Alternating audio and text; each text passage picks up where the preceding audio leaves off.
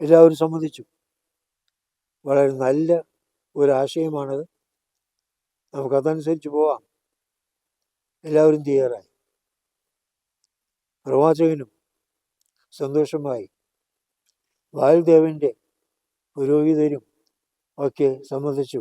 ഞങ്ങളുടെ പ്രാർത്ഥന സ്വീകരിച്ച് ഞങ്ങളുടെ ദേവൻ ഇറങ്ങി വന്ന് ഞങ്ങളുടെ ബലിവസ്തു സ്വീകരിക്കും. നിശ്ചയിച്ച ദിവസം 2 ബലിപീഠങ്ങൾ തയ്യാറാക്കി ബലിവസ്തു ഒരുക്കി വെച്ചു. എന്നിട്ട് നിങ്ങളാണ് കൂടുതൽ പേര്, നിങ്ങളുടെ രീതി അനുസരിച്ച് നിങ്ങൾ ആദ്യം ബലി അർപ്പിക്കുക, പ്രാർത്ഥിക്കുക. അവർ ഉറഞ്ഞു തുള്ളി പ്രാർത്ഥിക്കുവാൻ തുടങ്ങി. 3.5 വർഷമായിട്ട് മഴയില്ലാതെ ഉണങ്ങി വരണ്ട ആ മരുഭൂമിയിൽ, ആ വെയിലത്ത് അവർ തയ്യാറാക്കി വച്ച ബലിവസ്തുക്കൾ വെയിൽ കൊണ്ട് ഉണങ്ങി എന്നല്ലാതെ അഗ്നി ഇറങ്ങി വന്നില്ല. ആ ബലിവസ്തു സ്വീകരിച്ചില്ല. ഇവർ അവിടെ മുഴുവൻ കിടന്ന് നൃത്തം ചെയ്യുകയും ഒരു ലഹരി പിടിച്ചെന്ന വണ്ണം വളരെ ആവേശകരമായി ഉറഞ്ഞു തുള്ളുകയും വാളും കുന്തവും കൊണ്ടൊക്കെ സ്വന്തം ശരീരത്തിൽ മുറിവേൽപ്പിച്ച് രക്തത്തിൽ കുളിച്ച് അവർ ക്ഷീണിച്ച് അവശരാകുകയും ചെയ്തു. ഉച്ചയായിട്ടും ആകാശത്ത് നിന്ന് യാതൊരു അടയാളവും ഉണ്ടായില്ല. ഇതിനിടയ്ക്ക് പ്രവാചകൻ അവരെ പരിഹസിച്ചുകൊണ്ട് പറയുന്നുണ്ട്, നിങ്ങളുടെ ദൈവം എന്താ വരാത്തത്? ഒന്നുകൂടി ഉറക്കെ വിളിച്ചു നോക്കും, ചിലപ്പോൾ ഉറക്കമായിരിക്കും, അതിൽ മറ്റെന്തെങ്കിലും കാര്യങ്ങൾ പരിഹരിക്കാം, നിങ്ങൾ ഓർപ്പിക്കുക, ഉറക്കെ വിളിക്കുക എന്നൊക്കെ പറഞ്ഞുകൊണ്ട് പുച്ഛിച്ച് പരിഹസിച്ചുകൊണ്ടിരുന്നു. അവസാനം ഉച്ചയായി, അവർ നിശ്ചയിക്കപ്പെട്ട സമയം കഴിഞ്ഞു. ഈ പ്രവാചകന്റെ സമയമായി. അദ്ദേഹം ബലിവസ്തു തയ്യാറാക്കി.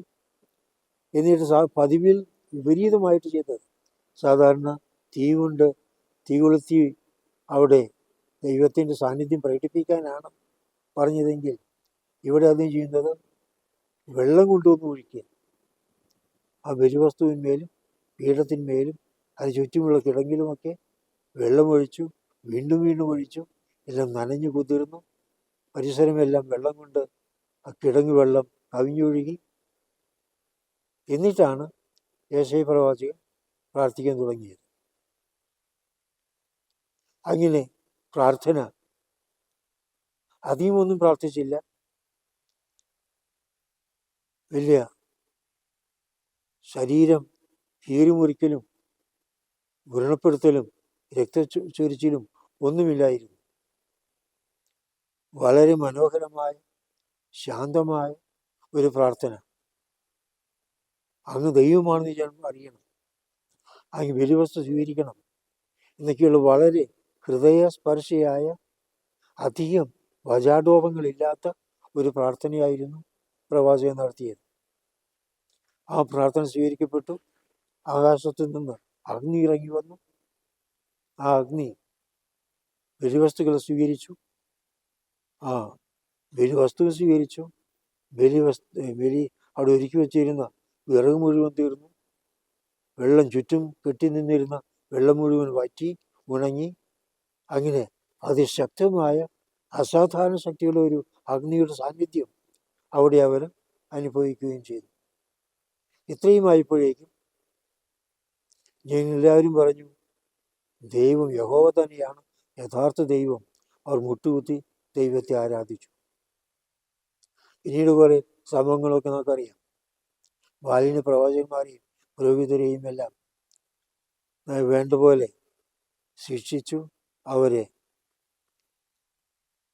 പുരോഹിതരെല്ലാവരെയും തന്നെ പ്രവാചകൻ താഴ്വാരത്തിൽ കൊണ്ടുപോയി കൊന്നുകളഞ്ഞു എന്നൊക്കെയാണ് പറയുന്നത്.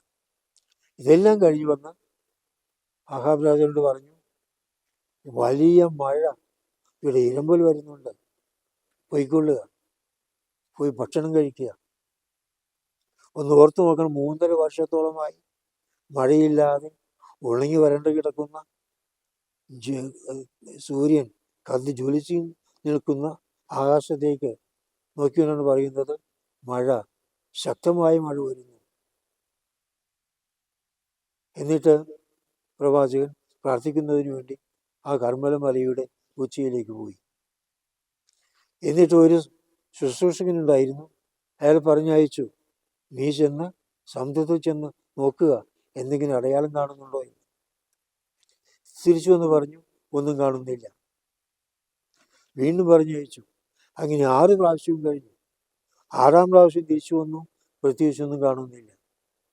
വീണ്ടും ചെല്ലുക. 7-ാം പ്രാവശ്യം ആ ഭൃത്യൻ ചെന്നപ്പോൾ സമുദ്രത്തിൽ നിന്ന് ഒരു കാൽപാദത്തോളം വരുന്ന, മനുഷ്യൻ്റെ ഒരു കാൽപാദത്തോളം വരുന്ന ഒരു മേഘശകലം ആകാശത്തിലേക്ക് ഉയരുന്നത് കണ്ടു എന്ന് പറഞ്ഞു. ഉടനെ അദ്ദേഹം പറഞ്ഞു, വലിയ മഴ ഇതാ വരാൻ പോകുന്നു, എല്ലാവരും ഭവനങ്ങളിലേക്ക് പോയിക്കൊള്ളുക. അവിടെ ഈ ചെറിയൊരു കാൽപാദത്തോളം വന്ന ആ മേഘശകലം പടർന്ന് അന്തരീക്ഷം മുഴുവൻ വ്യാപിച്ചു. ദേശമാസകലം അതിശക്തമായ മഴ പെയ്തു.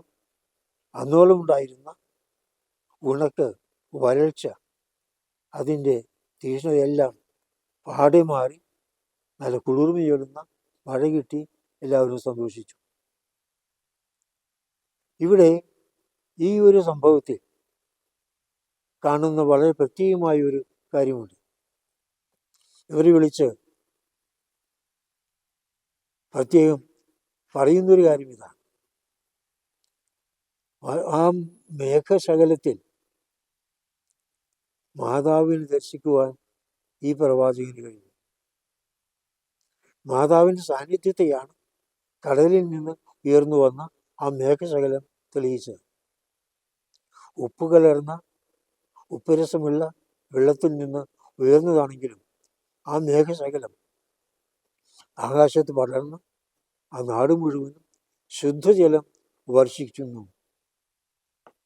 മാതാവ് ലോകത്തിനു മുഴുവൻ അനുഗ്രഹദായകനായ യേശുവിന് ജന്മം നൽകുവാൻ പോകുന്നതിൻ്റെ വലിയൊരു മുന്നറിയിപ്പാണ് ഈ സംഭവമെന്ന് എല്ലാ പിതാക്കന്മാരും വിശുദ്ധരും ഏറ്റുപറഞ്ഞിട്ടുണ്ട്. നമ്മിന്ന് വളരെയേറെ ആഘോഷിക്കുന്ന വിശുദ്ധ അന്തോനിയോസിൻ്റെ പുസ്തകത്തിലും കാണാം ഈ കാര്യം വിവരിച്ചിരിക്കുന്നത്. മാതാവിൻ്റെ സാന്നിധ്യം, യേശുവിൻ്റെ വരവിനെ കുറിച്ചുള്ള മുന്നറിയിപ്പ് എല്ലാം വളരെ മനോഹരമായി അതിൽ പ്രതിഫലിച്ച് കാണുന്നു.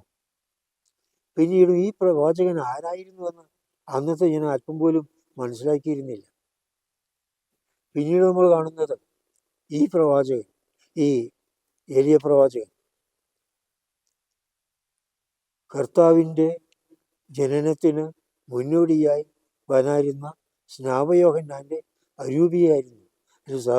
സ്നാപയോഹന്നാനിൽ പ്രവർത്തിച്ച അരൂപി ചൈതന്യം ഏലിയ പ്രവാചകൻ്റേതായിരുന്നു എന്ന് കർത്താവ് തന്നെയും സാക്ഷി നൽകുന്നുണ്ട്.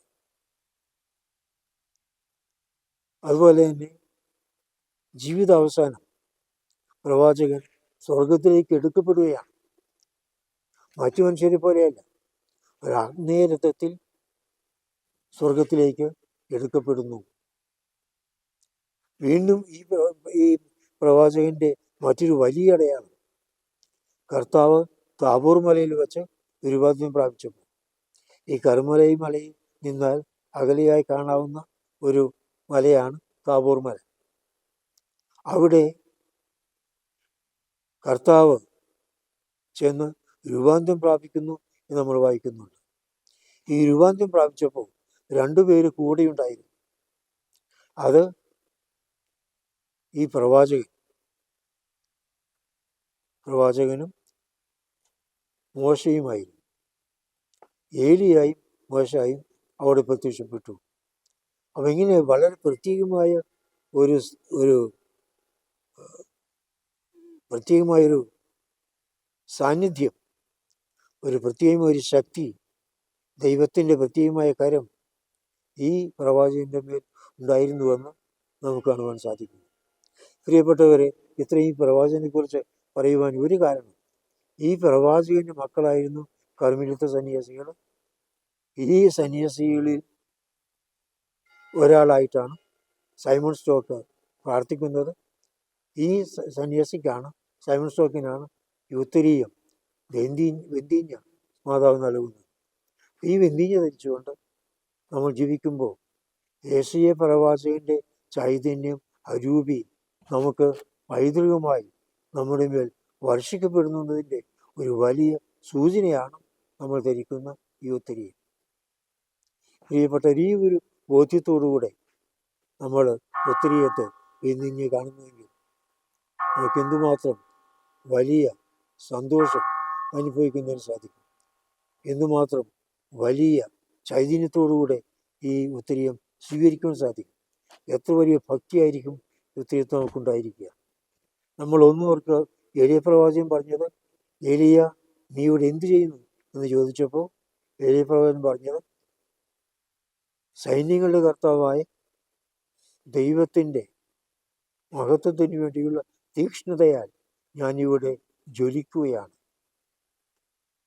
അത് കർമ്മലമലയിലെ വെല്ലുവിളിക്കും അവിടുത്തെ മറ്റ്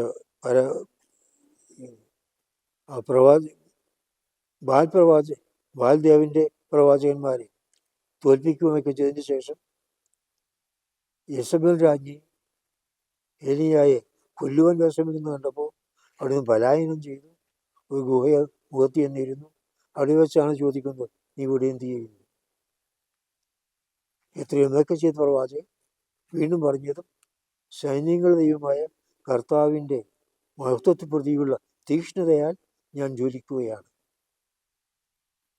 2 പ്രാവശ്യം ഇതേ വാക്കുകൾ ഉപയോഗിച്ച് തന്നെ പ്രവാചകൻ തൻ്റെ പ്രത്യേകമായ അവസ്ഥ എടുത്തു പറയുന്നു.